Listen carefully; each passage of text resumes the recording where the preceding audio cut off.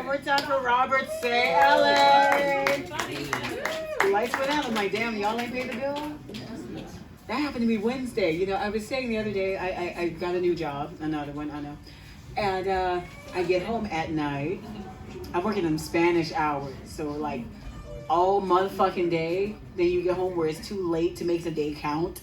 Then you got to go to bed and get up and do it again the next day. Love it here, just saying.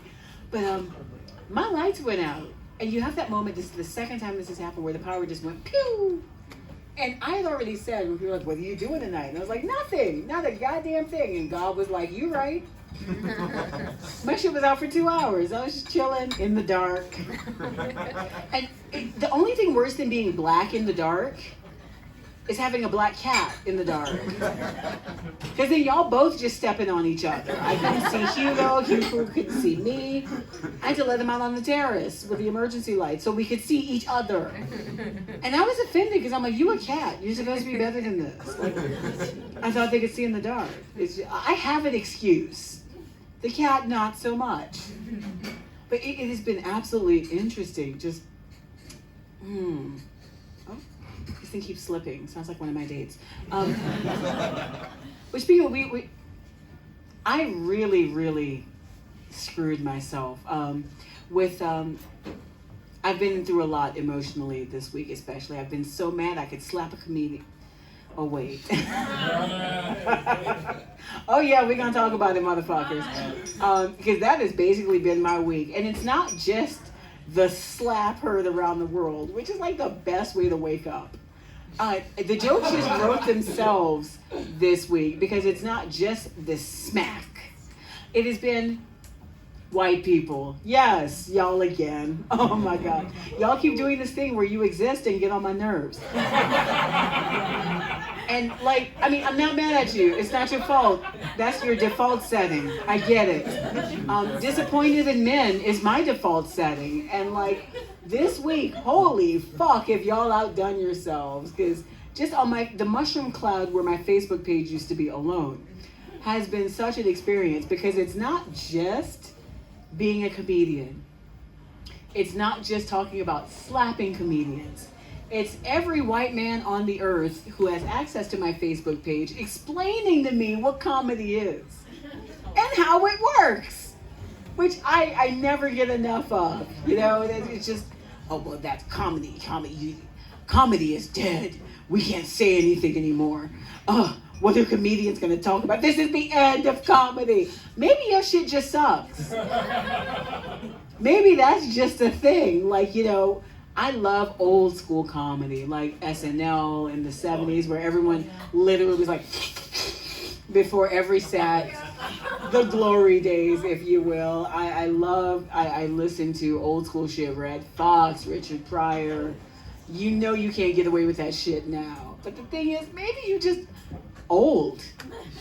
I'm old.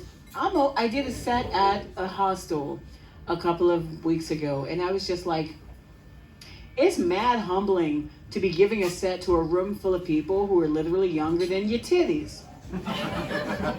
Yeah, because they're 30, right? Like, I've had them since I was 12. They're 30. Do math. I failed math twice, so I need you to help me out here. But like, literally realizing most of the room is younger than your rack is a really hard, it's a very humbling experience. It's hard. I can't relate. I'm old. My body weary. It's like I just get to certain, yeah, you know who that is. Rest in peace. Work it out. Like, okay, for example, when this ends, the music will start. And it's not like my music anymore. It's like the where the dude sounds like he's clearing his throat into the microphone. And I have to excuse myself. Or after, you know, Sherwin's show, when they're like, yeah, we're gonna do shots at the bar after the show. And I'm like, I'm 40. This is just not my scene. And it's a shame because, you know, a lot of years and a lot of pounds ago, I could rock with y'all motherfuckers. It's like, it's strange realizing that you were no longer down with the 20-year-olds. You're the old person they're talking shit about. It's like when people have 90s parties And it's hard because you were actually fucking there. And no one around you, they're wearing like hypercolors and shit. They don't know what hypercolor is. Y'all, some of y'all know what I'm talking about. Jellies. Jellies are, why? I saw squirts the other day. And I'm like, learn from our mistakes.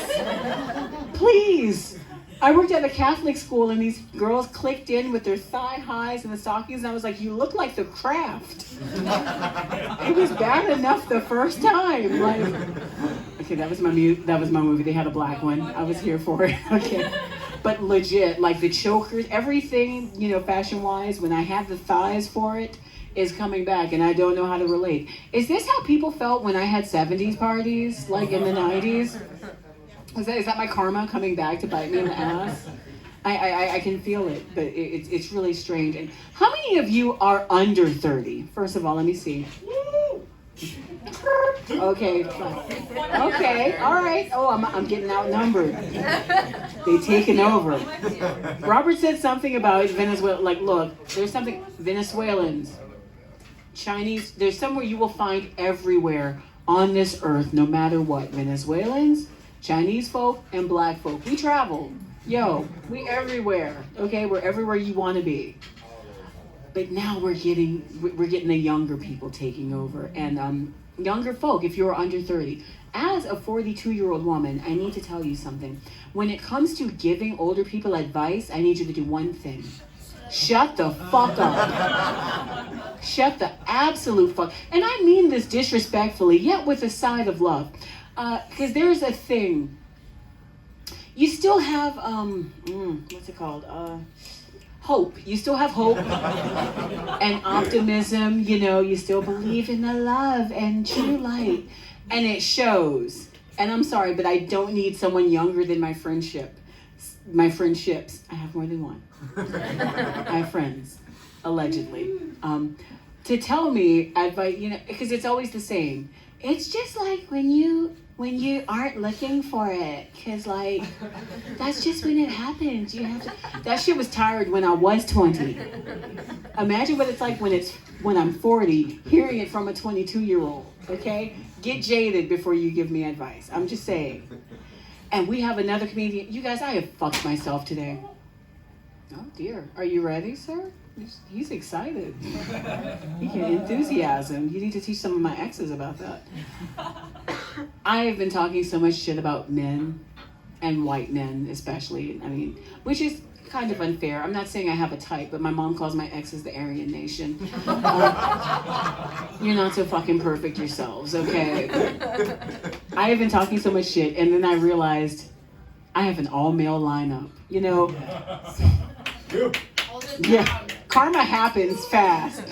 Life comes at you fast, doesn't it? So I'm gonna just take this, because I haven't taken something in a while. That's my next joke. But speaking of take that, I'm gonna bring up another one of mine who constantly challenges me and keeps me on my toes. And I mean that in a non-prison movie sort of way. Unless there's alcohol involved, but that's not your business. You guys give it up for Shergod.